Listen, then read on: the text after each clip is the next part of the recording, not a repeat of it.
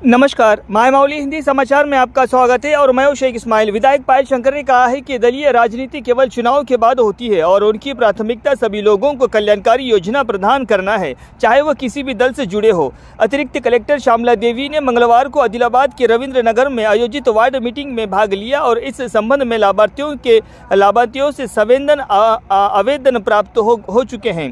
फिर सूची पढ़कर सुनाई गई। लाभार्थियों की चयन प्रक्रिया पारदर्शी तरीके से संचालित की जानी चाहिए, ऐसा उन्होंने कहा।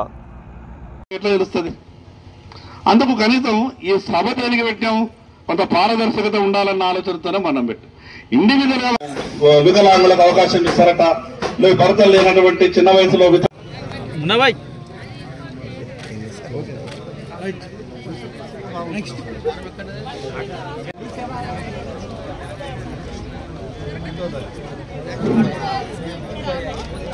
ప్రజలకు విజ్ఞప్తి ఏంటంటే, ప్రజలు ఎదురు చూస్తున్నటువంటి ఇల్లు లేని వాళ్లకు ఇల్లు రావాలని, వాళ్లకు ఉన్నటువంటి సమస్యలన్నీ కూడా ప్రభుత్వం దృష్టికి తీసుకెళ్తే న్యాయం జరుగుతుందన్న ఒక గొప్ప ఆలోచనతోని వేల మంది లబ్ధిదారులు వివిధ రూపాలలో ప్రభుత్వానికి దరఖాస్తులు చేసుకుంటారు. పేదవాళ్ళు ఇల్లు కట్టుకోవాలంటే ఈరోజు పేదవాళ్లకు ఉన్నటువంటి ఆర్థిక స్థితి కానీ, ఇల్లు అయ్యేటటువంటి ఖర్చులు భరించేటటువంటి పరిస్థితిలో పేదవాళ్ళు లేరు. మరి అటువంటి సమయంలో ప్రభుత్వం ఈరోజు ప్రధానమంత్రి ఆవాస్ యోజన కానీ,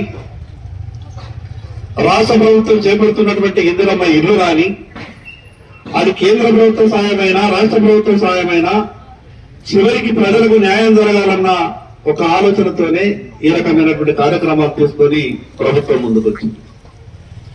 చాలా మందికి కొన్ని అనుమానాలు ఉంటాయి. నేను పోయినసారి బీజేపీకి ఓటేసినా కదా కాంగ్రెస్ ప్రభుత్వం వచ్చిందని, లేదా కాంగ్రెస్ కు ఓటేసిన బీజేపీ ఎమ్మెల్యే గెలిచిందని, లేదా టీఆర్ఎస్ పార్టీకి ఓటేసిన ఆ ఎమ్మెల్యే ఓడిపోయిందో ఆ గవర్నమెంట్ లేదు కదా, నా పరిస్థితి ఏంది, నాకు ఇల్లు లేదని చాలా మందికి ఈ రకమైనటువంటి ఆలోచనలు వస్తాయి. నేను అందరికీ ఒక విజ్ఞప్తి చేస్తున్నా, ఎన్నికల సమయంలోనే పార్టీల గుర్తులు, పార్టీలు, అభ్యర్థులు ఎమ్మెల్యేగా ఎన్నికైన తర్వాత బీజేపీ నుంచి నువ్వు ఎమ్మెల్యే ఎన్నికైనంత మాత్రాన బీజేపీకి ఓట్లేసిన వాళ్ళకే లబ్ధి జరగాలని ఉండదు. కాంగ్రెస్ ప్రభుత్వంలో ఉన్నంత మాత్రాన కాంగ్రెస్ పార్టీకి చెందిన వాళ్ళకే లబ్ధి జరగాలంటే కుదరదు. ఈ సమాజంలో చిట్ట చివరి వరుసలో ఉన్నటువంటి పేదవాళ్ళు, బాధలలో ఉన్నటువంటి వాళ్ళు, నిరుపేదలు, వాళ్లకు మాత్రమే ప్రభుత్వ ఫలాలు అందాల. ప్రభుత్వం ఏర్పడిన తర్వాత అది పార్టీ ప్రభుత్వం ఉండదు. ప్రభుత్వం అనేది ప్రజలది. ప్రజలంతా కలిసి ఎన్నుకుంటే ఏర్పడేది ప్రభుత్వం.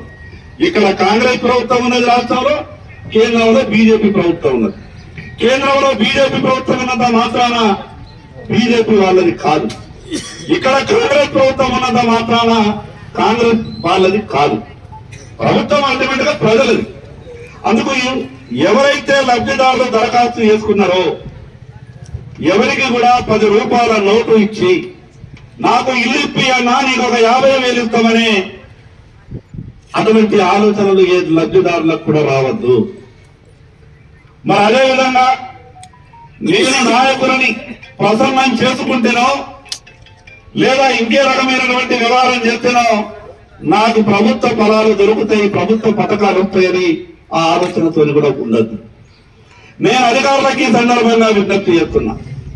ప్రజలు ఎన్నో సంవత్సరాల నుంచి కష్టపడి ఇబ్బందులలో ఉన్నారు.